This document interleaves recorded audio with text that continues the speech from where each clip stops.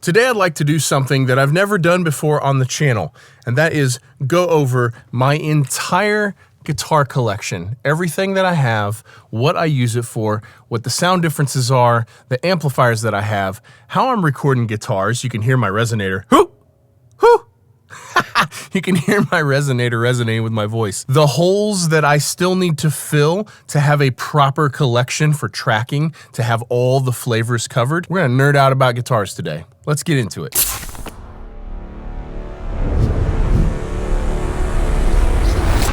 All right, so I figured we should probably start with the guitar that started it all. This is my first electric guitar.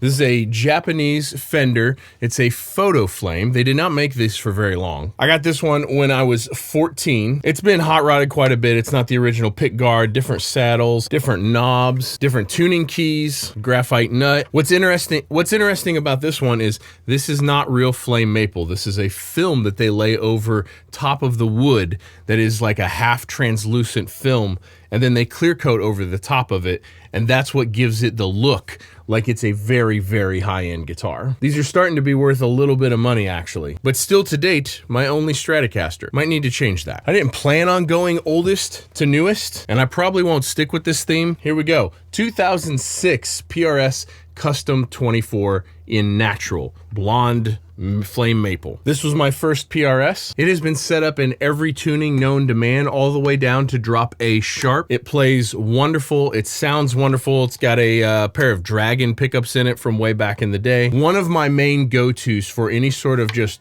straightforward rock or metal tones. Next up, PRS single cut 20th anniversary. These are pretty rare guitars because Gibson had sued PRS back in this year. It's the 20th anniversary, so this was also 2006. And so PRS stopped making the single cut guitars through all of 2006, which was their 20th anniversary year. And PRS actually won that lawsuit on December 21st in 2006. So for 10 days, you could order a single cut 20th anniversary, which has the birds in flight inlays in it. And then this one's a 10 top. So I ordered this one because I had always wanted a single cut back then. And then also it was just like a unique situation where like there's not a lot of 20th anniversary single cuts out there. This one is much thicker and woodier, and it definitely sounds more raw than the Custom 24. So when I'm doing any sort of rock country or rock or sometimes even metal, these get layered, and that's what gets panned left and right. Big, fat, punchy, woody tone, one of my favorites. Might as well keep going with the PRSs. So this is a PRS Hollow Body SE. I've always wanted a PRS Hollow Body,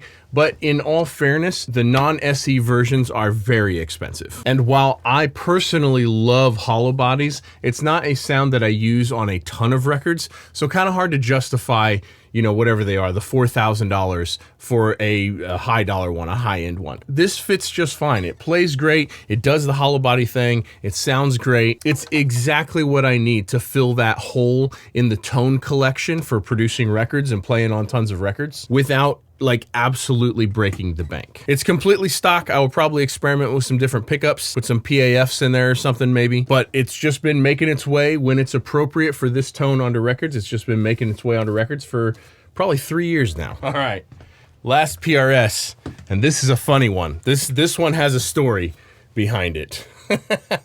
My wife used to work for a radio station back in Illinois, and they were hosting a giveaway where you would win a guitar, and you would win a guitar lesson with Blackstone Cherry, one of the guitar players from Blackstone Cherry. And they forgot to run the whole campaign.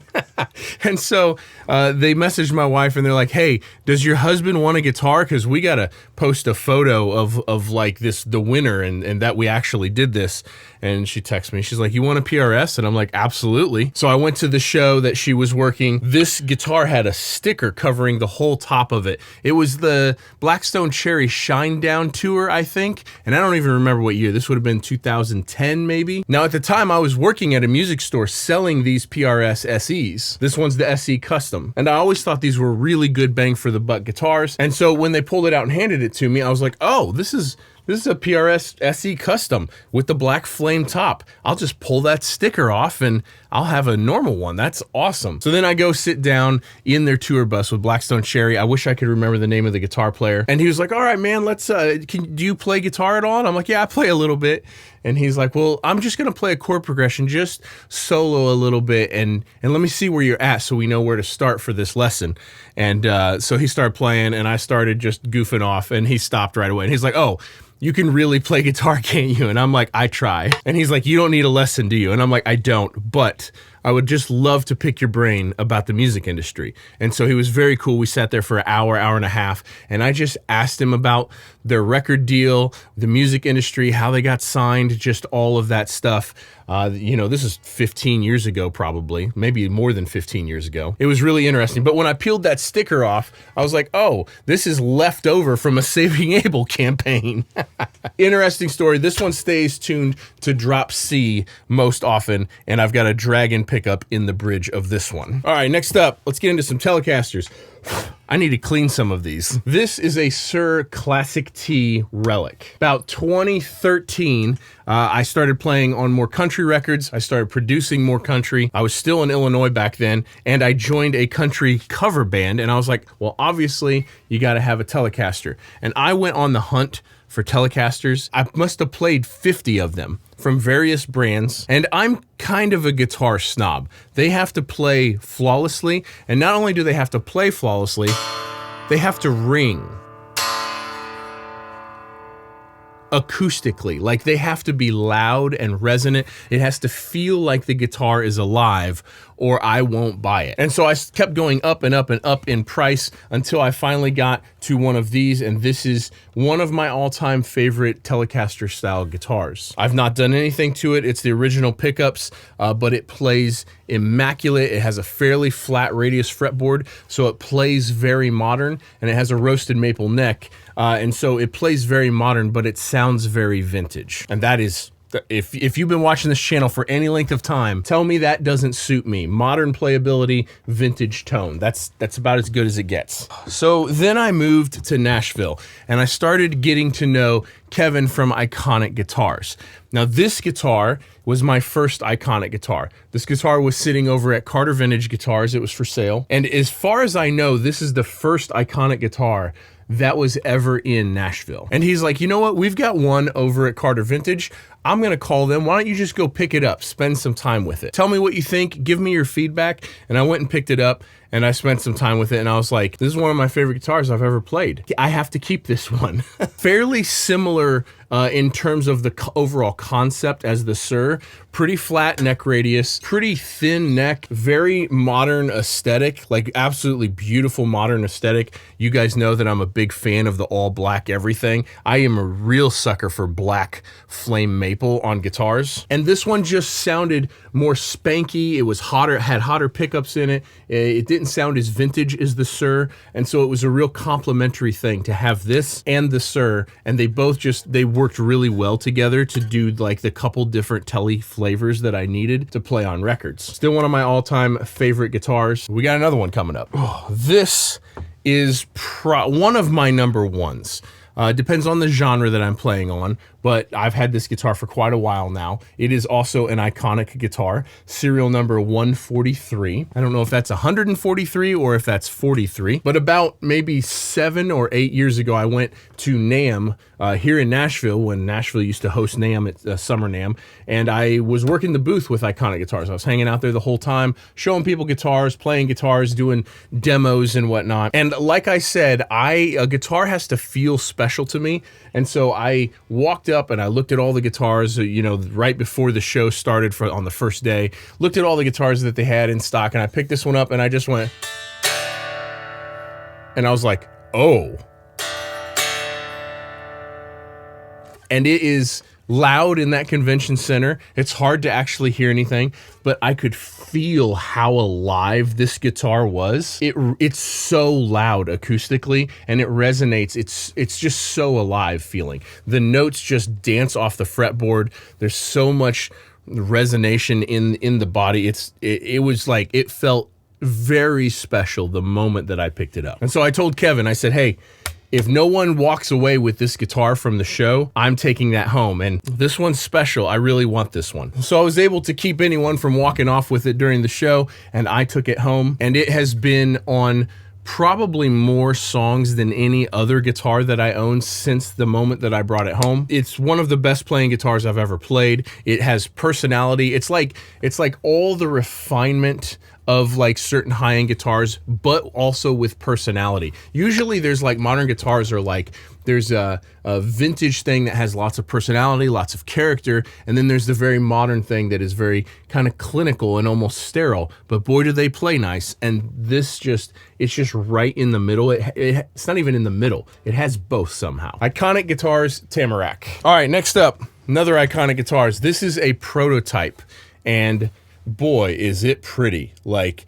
flame top under there and like sparkly paint. Like it's definitely something. But this is a prototype that they did. This was the first of their double cuts that they prototyped out. And it got sent here for me to test out and put through its paces and, you know, maybe give some feedback on. And I just loved it. And I didn't send it back.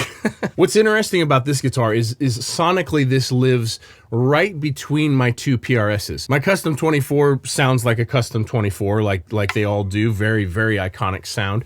And then this one is a little bit more natural, a little bit more raw, a little bit punchier, a little bit woodier. And then my single cut is like another step in that direction.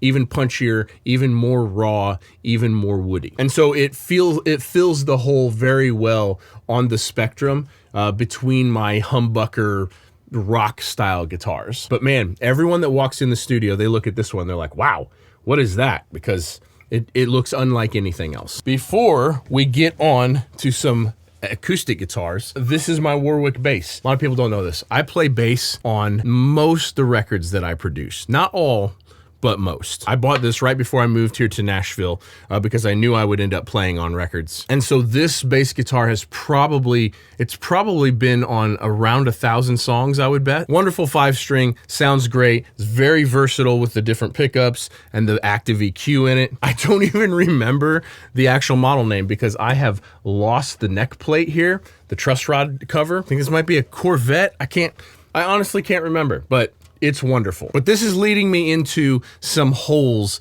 that my guitar collection has that we're going to talk about here in a little bit. Some things that I need to buy. Let's do some acoustic guitars before we get on to the amplifiers. This is a crazy one. This is a Alvarez Yari Bob Weir model. This one's the WY1SB. And as you can tell, I have worn a hole in it. Now this hole would be gigantic because there is a clear acrylic pick guard under the finish here. You can probably see it there sticking up. And if that acrylic pick guard wasn't there, that hole would be enormous. This guitar has been refretted 5 times. I wore where the pegs go in, there's a little rosewood insert there. I wore that rosewood out and had a luthier cut it out and replace it with a new piece of rosewood because the pegs wouldn't even stay in there anymore. I've had to replace tuning keys. I've broken braces out of the top of it and had them re-glued in. This guitar has been to well over 2,000 live gigs, many of them 4-hour acoustic gigs. It has been on thousands of songs that I've produced. I bought this when I was probably 20 years old, so I'm 43 now, so I've had this for 23 years. It's very broken.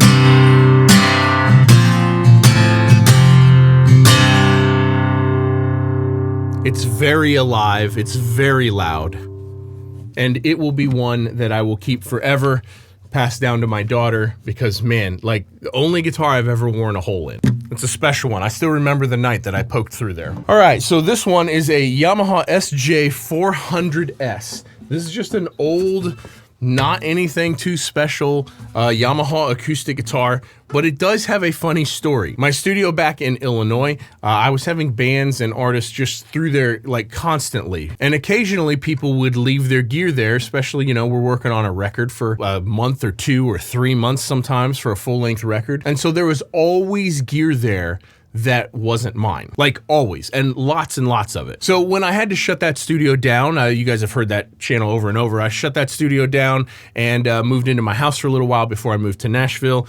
I was going through all the gear, packing everything up, and this was in a case over in the corner, and I hadn't even noticed it. And I'm like, what is this? And I'm like, this is an old Yamaha guitar. I do not recall ever putting this on a record. I do not recall anyone bringing it in and playing it on any records. I don't recall setting microphones up in front of it. It wasn't mine. And so I called and texted as many old clients as I could possibly think of whom this might have belonged to, and it wasn't any of theirs. And so I'm like, well, I guess I'll take it to Nashville with me. So I brought it to Nashville, and what has turned out to be really wonderful about it is I have tuned it into a Nash-tuned guitar, and it has been on a ton of records because it has some character, has some personality. For those of you that don't know, Nash tuning is the high strings of a 12 string. So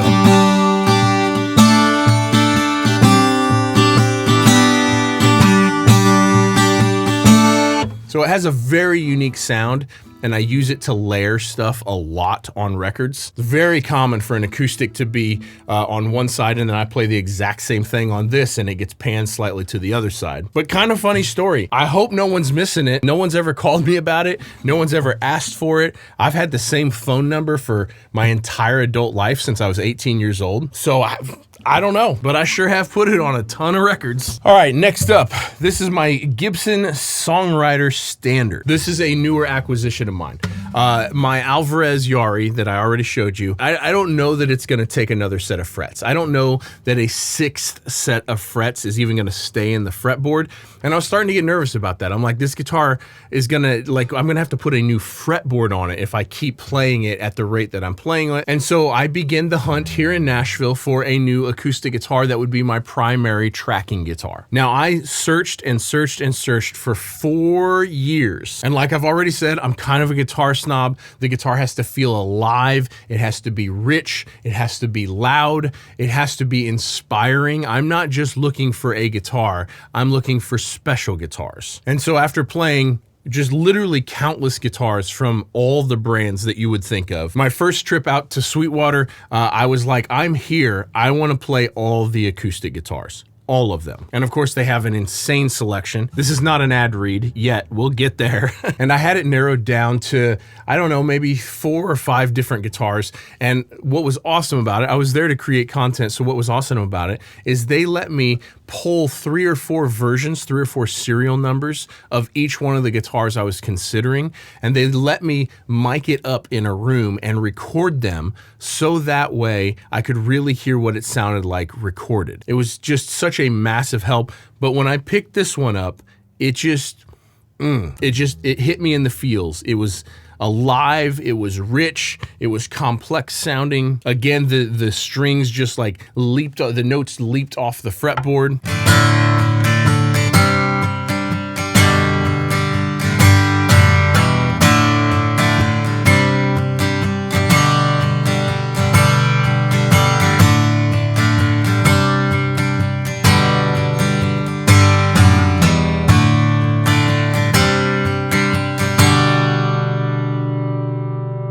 I have no idea what that sounds like through a shotgun microphone into a camera, but it is a wonderful, wonderful, and also totally not the right mic position. Wonderful, wonderful guitar. But before we get on to the amps, I want to talk to you about buying this from Sweetwater. I normally was against buying guitars online. I'd only ever bought one guitar ever online, and it was my Sir. Because I'm so particular about how they play, how they feel, making sure the notes pop off the fretboard, sometimes I got to play 2 or 3 or 4, or depending on how inconsistent they are, 20 of the exact same guitar to find one that hits me, like really feels special to me. But when I was there touring Sweetwater, they walked me through their guitar gallery, which was the most mind-bending thing I'd ever seen. I think they said they do 1,400 guitars. I don't remember if it was a day or a week. It was definitely not per month. I'll put the correct info right here if I got that screwed up. I'll look it up. And I documented this on the channel. I did a whole video on this. And 2 things that really stood out to me. One is every guitar over, I think it was like $300, they have someone put hands on.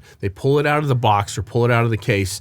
they tune it up, they adjust the neck, they check the intonation, they make sure there are no flaws in it whatsoever, and then it goes over to their photographer. They have a full-time photographer in a photo booth, and every single guitar over a certain price point, I think over that $300 mark, they take photos of the actual guitar and match it up with the serial number. So when you get on Sweetwater's website, you're not looking at a guitar that's the same model. You're looking at the exact serial numbered guitar that you like. That's the one that you would buy. You can flip through all the different serial numbers and pick out the exact guitar that you would like. So that was very impressive, like very, very impressive. As someone who worked at a music store for over a decade and sold thousands of guitars during my decade there, and that made me comfortable with buying guitars online. If I was ever gonna buy a guitar online again, it would be from Sweetwater. So I will, of course, put links down below to Sweetwater's website and to as many of these guitars as I can find if they're still being made, but most certainly to this Gibson, because this is a special guitar, and learning how they handle guitars there and how they sell and how much more comforting it is for me, at least someone who's a real snob about guitars, to purchase one online. I can say with 100% certainty there is no other online place I would purchase a guitar from, and I'm not saying that because they're sponsoring this video, which they are. I would say that regardless of if I had never even worked with them after seeing that. So thank you, Sweetwater, for sponsoring this video. Anytime you guys need anything whatsoever, any music gear of any kind whatsoever, whether it's a pack of guitar strings or your holy grail guitar or your next guitar amp to add to your collection, you can jump on any one of my videos, click on any link in the description of any video. Once you're on the site, you can purchase absolutely anything you need. Costs you nothing extra, but it goes a long ways to help me keep making videos like this. So thank you guys so much for using those links anytime you need to purchase anything. Thank you to Sweetwater for sponsoring this video. Let's go on to the next acoustic. This is an all-metal Recording King resonator guitar. It is an RM-993. You make country records, you gotta have some Nash tuned acoustics, and you gotta have a resonator. It's just part of the requirements to make records here in Nashville. Now, for those of you who are unfamiliar with the resonator guitar, there is literally like a metal cone of a speaker inside here, and it resonates with the guitar, and it sounds just totally different.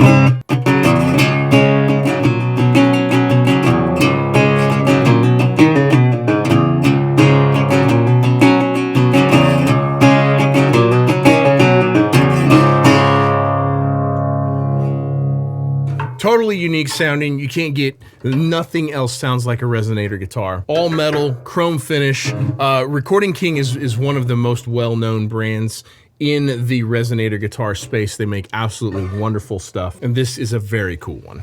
All right, let's do amps. I'm just gonna start from this end and we will work our way that way. This is a Friedman Small Box 50. It's a wonderful hot-rodded Marshall-y kind of tone. To me, it's kind of a cross between a Plexi and an 800, but it goes from very clean, if you need it to be clean, all the way up to like full-on high-gain hot-rodded. Now, unfortunately, this video is already way too long. It would take forever for me to let you hear all of these. But if you want dedicated videos on any of this stuff, any of the guitars or any of the particular amps, I have dedicated videos on a few. I have a dedicated video on that amp.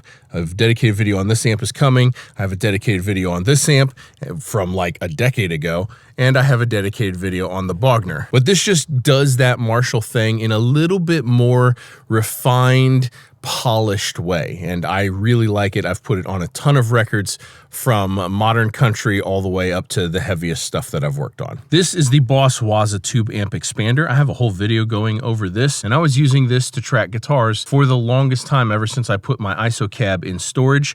However, something new. I'm doing something different as a test.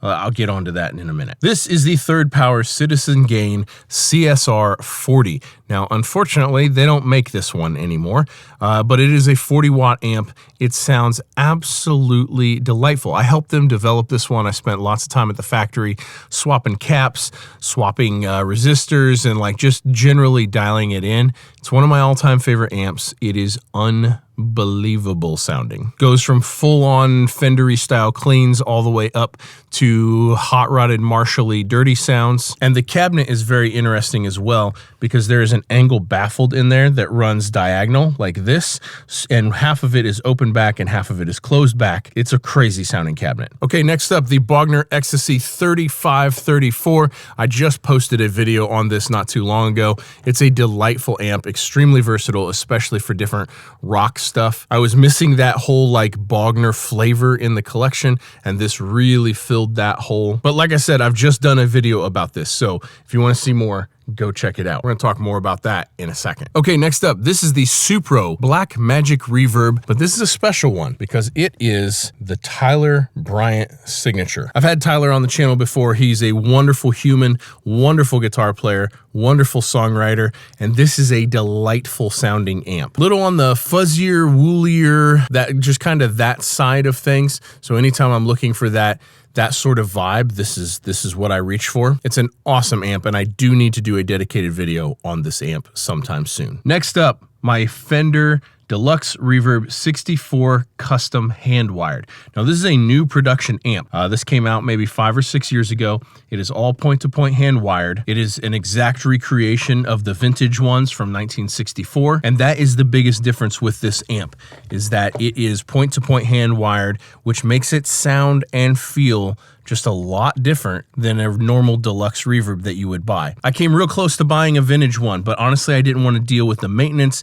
potential downtime, who knows what it had been through, who knows if it was all original. And I'm like, you know what? Let's just do this, because this is 99% of the vintage thing, but with modern reliability. And this has been on an absolute ton of records since I got it. Okay, so new ways that I'm recording guitars. I met Justin York from York Audio, and I was telling him that I'm about ready to build an amp room in my attic, other side of Studio B. I have enough room in the attic to build a room just for guitar amps and cabs, so that way I can record screaming loud amps again and not be in the same room with them. The direct situation that I've had going for a while has been really good, and it's gotten the job done. But it's just not, you guys know how I am. I'm not looking to be at 99%.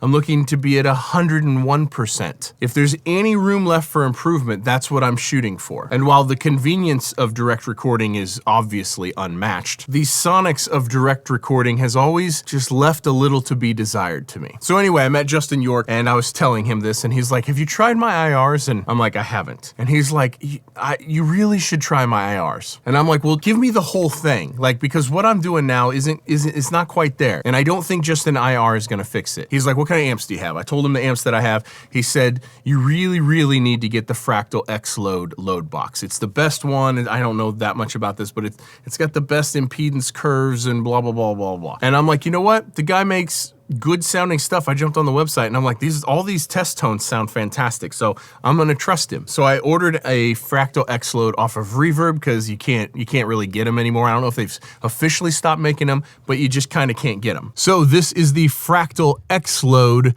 reactive load. This is what Justin York suggested to me, and so far he's not wrong. It's very, very good. I had to buy this used off of Reverb, but this with a bunch of York Audio IRs has been the best direct recording thing that I've had. I've played around with, I don't know, a half dozen or more IR loader plugins, and the one that I've settled on that I feel is the best as of right now is the Bogren Digital IR. It's free, but really because it handles above 500 millisecond IRs. Now, for some of you metal guys out there, maybe this isn't important to you, but the edge of breakup stuff, the low gain stuff, is the hardest thing to nail in any sort of direct recording situation. And part of that is because the resonance of a cabinet is longer than a half a second. If you just take a guitar and mute the strings and go smack, that resonance of the cabinet and the room and microphones and everything working together is longer than a half second. And so that seems to be, hold on, I'll get there. So I download a bunch of his different IRs. I paid for all of them. This is not sponsored by him. I literally paid for them. And it's just, we're as close as I've ever gotten. Close enough I may actually not build an amp room. I'm still experimenting, still combining different IRs, figuring out exactly what I like for different things. But come to find out, one of the biggest secrets to this is having an IR itself and an IR loader that are both capable of like 500 milliseconds or longer. Because anything shorter than that, you're missing out on the room, and I'm not talking room mics like way away from the cabinet, just how the whole thing works together, and the resonance of a cabinet, how long if you just go smack, how long a speaker resonates before it actually comes to a complete stop. Man, does it make a giant difference in how natural and organic it sounds. So that's where I'm at with it right now. I will likely do a whole dedicated video on this one day. I hope you enjoyed this. I hope you got some ideas out of it. Thank you guys so much for watching. Don't forget to hit links down below. We'll see you guys in the next one. Peace.